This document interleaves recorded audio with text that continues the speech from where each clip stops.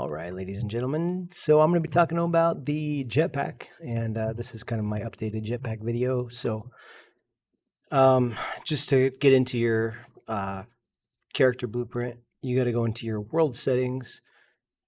But I can't find my world settings. Well, you'll find them under Window World Settings in case they've been closed.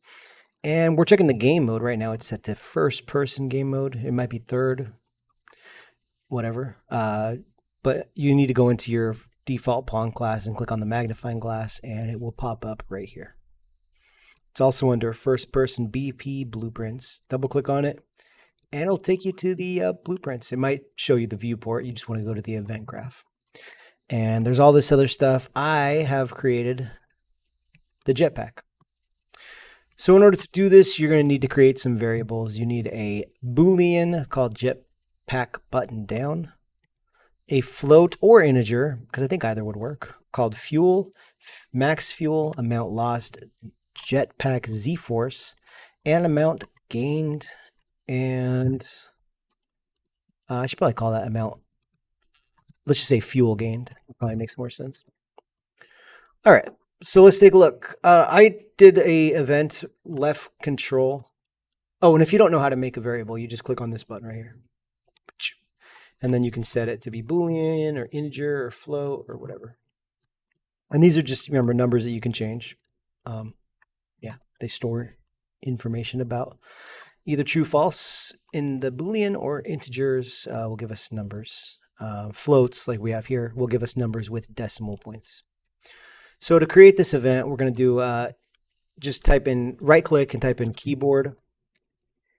And then whatever key you want it to be. I did left control, so you could do E, F, or whatever you want it to be. You just pull that in, and that is your event. So what causes the function to occur? The event, whatever you want it to be. So the next thing I'm going to do is pull out the Jetpack button down. We're going to set it to true when you push it. That's pretty obvious, right? You push it, now the button's down. You release it, the button's not down. So we just want to keep track of whether or not that button is being held. And on the top path, let's start here. We're going to start off by setting the fuel. How do you do that? You take the fuel and you set. You just drag it out. And then we're going to do what's called a float minus float. So pull out your fuel, pull out your amount lost, just from here. And we're going to just drag out that pin and type subtract. And then you can just get float minus float. So what we're doing here is we're setting the Boolean Jetpack button down to true. Then we're setting the amount of fuel to the current fuel minus whatever we designate as the amount you lose. We're then going to go down and we're going to, let's ignore this part for now. We're then going to check and see if the amount of fuel you have is greater than 0.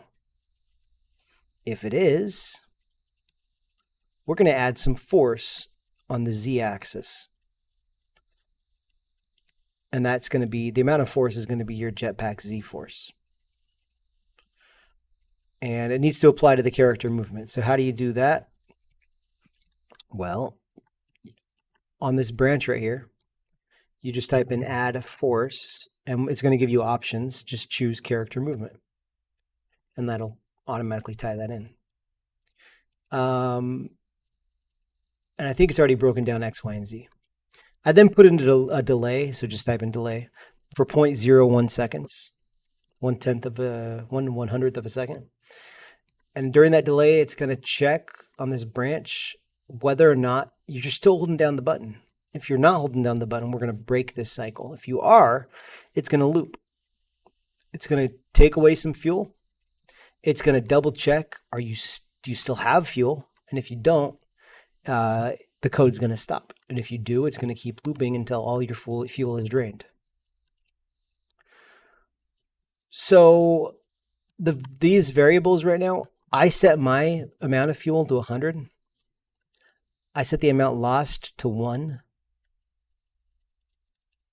And if we do a little bit of math here, it means that This happens 100 times in a second. Basically, you have 1 second worth of fuel if you hold it down nonstop, and it doesn't regenerate.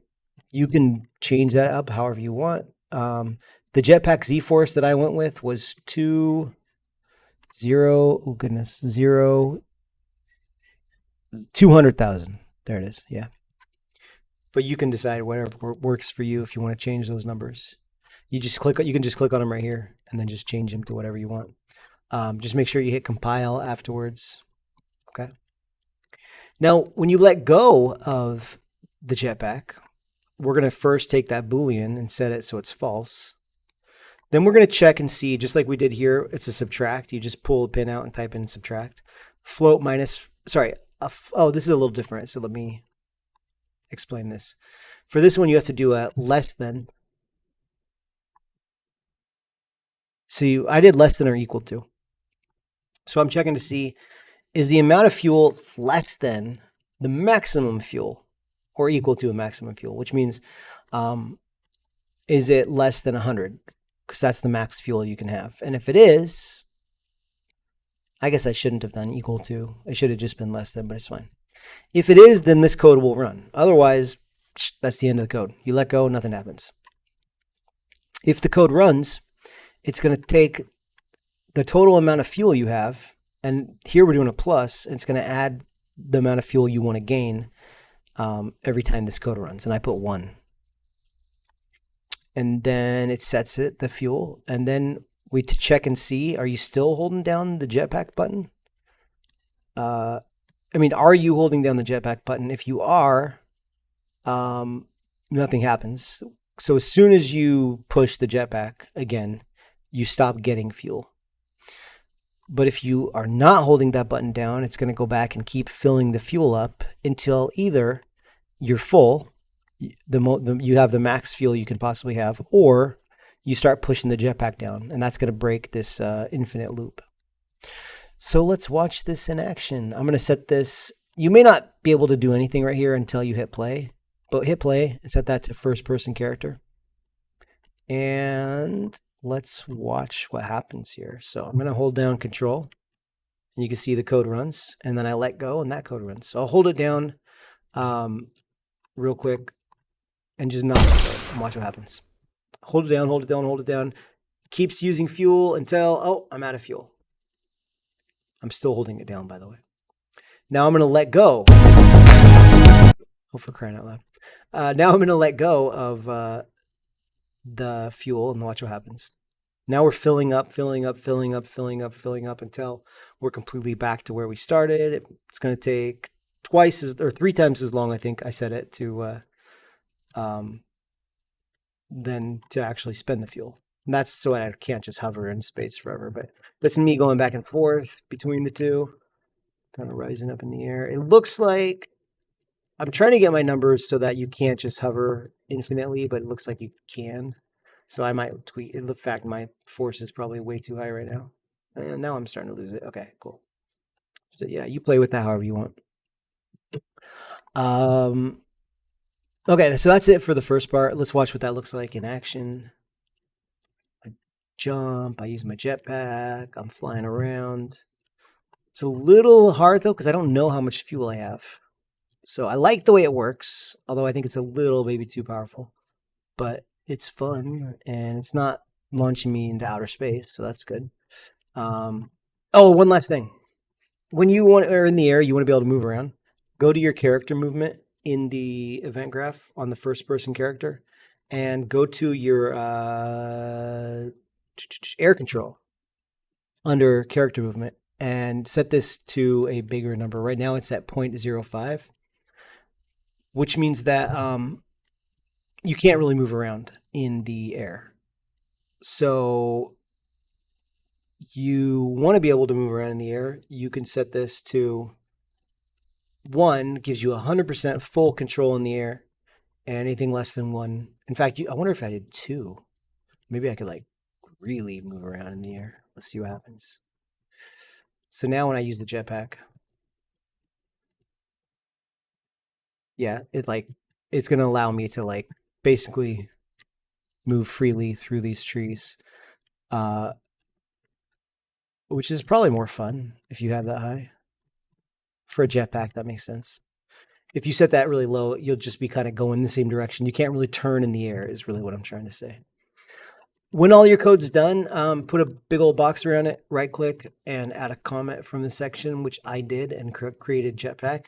Notice how everything's kind of lined up nicely. You want your code to look like that as much as possible. Get it all pretty in a line, and it's going to be easier for you to later on understand what's going on.